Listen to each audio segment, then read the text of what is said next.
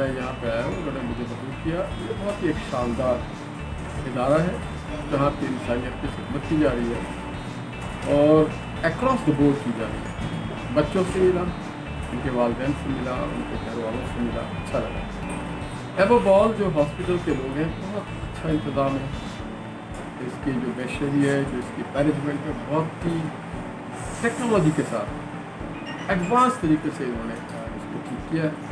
बड़े limited resources के साथ बड़े आला मिला का काम करें और यहाँ बिलखुसूस जो डॉक्टर्स हैं, सपोर्टिंग स्टाफ है, पैरामेड है, उनका जवाब है। ये रज़ाकाराना तौर पे दिल तन मन धन से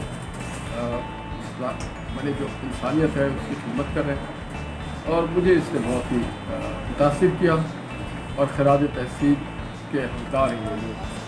और इंशाअल्लाह ताला इनके साथ ये ताउन, इनके साथ ये मोहब्बत का रिश्ता जारी रहेगा। और मैं दरख्वास्त करूँगा पाकिस्तान के दीगर लोगों से, बिलखुसूस मुखय्यर हजरात से, बिलखुसूस जब दिल रखने वालों के लोगों से कि ये हमारे मुस्तक़बिल, ये बच्चे, ये हमारे कौम है, आए हम इनके साथ शाना व शाना चलें।